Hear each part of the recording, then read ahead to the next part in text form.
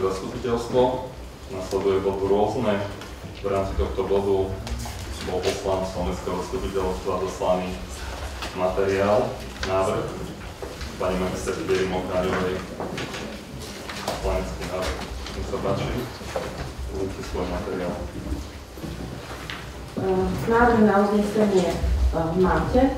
Jedná sa o to, aby s účinnosťou od 1. mája 2015 rozsah zmien rozpočtu vykonávaný primátorom tak, že primátor vykonáva zmeny rozpočtu v priebehu rozpočtového roka rozpočtovými opatreniami, ktorými sa celkové príjmy a výdavky zvýšia alebo znížia na viac o 10% oproti rozpočtu schválenému mestským zastupiteľstvom. Prečo tento návrh? Ste tu ekonómovia, určite mi dáte za pravdu. Rozpočet mesta je živý dokument, nedá sa brať ako nejaká dogma, musí reagovať na mnohé situácie, ktoré život a situácia v meste v priebehu roka prinesie. Možnosť vykonávať tie rozpočtové opatrenia primátorom umožňuje prúžne reagovať na finančný rozvoj obce, ktorý môže byť podmienený, alebo môžu sa objaviť nové faktory, ktoré pri tvorbe rozpočtu neboli známe.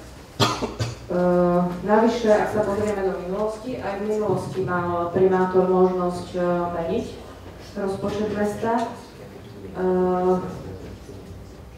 Dávalo mu túto právomoc uznesenie číslo 152 z roku 2007. Toto bolo upravené uznesením 166 z roku 2012 z 28. decembra 2012, kde primátor vlastne tú právomoc mal. Prečo je to dobré? Iný dôvod, ešte mestské zastupiteľstvo nie je permanentne zasadajúci orgán a je to v kompetencii mestského zastupiteľstva schváľovať zmeny rozpočtu, prípadne dať tú právomoc primátorovi mesta. Dať primátorovi mesta kompetenciu a možnosť v určenom rozsahu meniť rozpočet dáva aj zákon o obecnom zriadení číslo 369 z roku 1990 v paragrafe 11 odsek 4 písmeno B.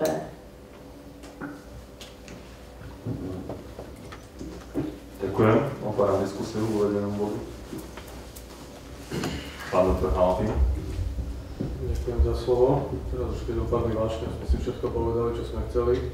Gratulujem na všetkých poslancov, ktorí ukázali dobrú vôľu, aby teraz ukázali, že chcú spolupracovať, tak ako to deklarovali celý čas a deklarujú. Túto právo mal aj bývalý primátor, aj predchádzajúci a je to fakt vec, ktorá je nevyhnutá pre chod úradu, aby nebolo potrebné zvolať zastupiteľstvo každý mesiac alebo každý týždeň pri každej zmene rozpočtu. Tak ako sme verili v minulom volebnom období primátorovi, že dnes neúžije túto právomoc, tak verím, že budete veriť alebo veríte aj terajšom primátorovi, ktorý dnes neúžije svoju právomoc a nakoniec je to aj kontrolovateľné. Tak teraz ukážte verejne pred všetkým obyvateľom mesta tú dobrú voľu a podporte tento návrh. V prípade, že nie, tak potom ťažko budete vysvetľovať, že prečo, či to bolo kvôli tomu, že tento poslanecký návrh bol z úst viceprimátorky, alebo teda neviem, pokiaľ nie, tak by som rád počul aj zdôvodnenie od tých, čo budú hlasovať proti. Ďakujem.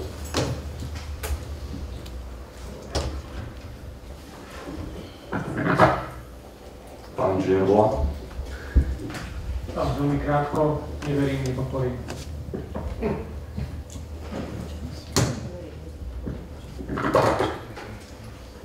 Končím diskusiu.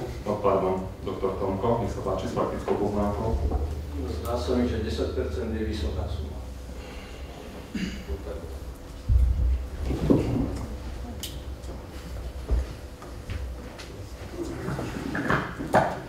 Pani doktorka Pašková.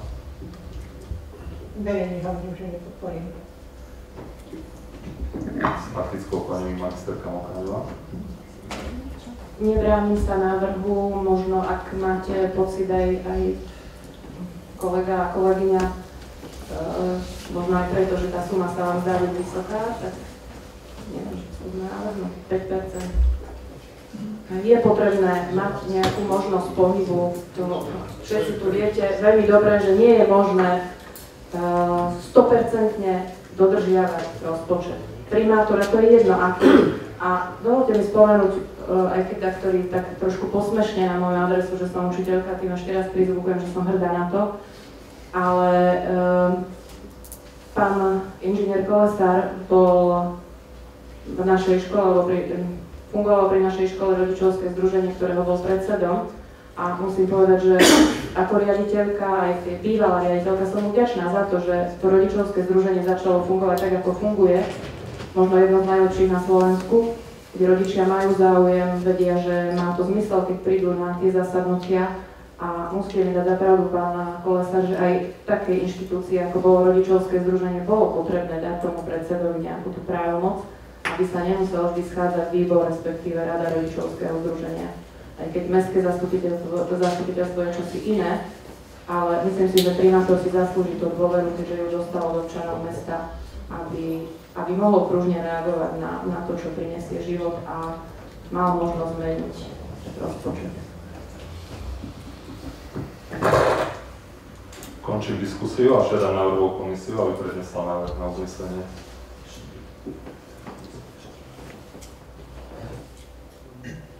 Môžem? Myslím, že predchádzajúci primátor tú kompetenciu dostal. Bola ukončená diskusia. Bola vyzvaná návrhová komisia na prednesenie návrhu.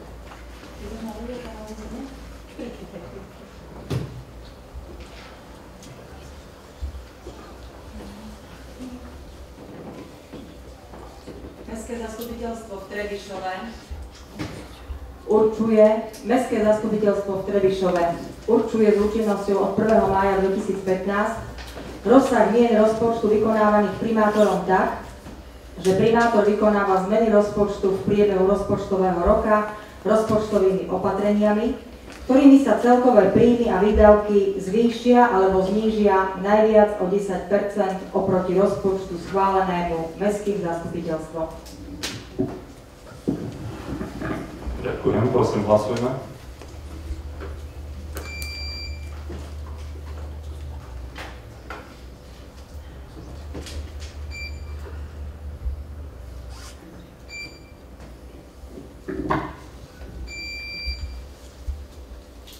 Konštatujem, že uvedený návrh nebol schválený.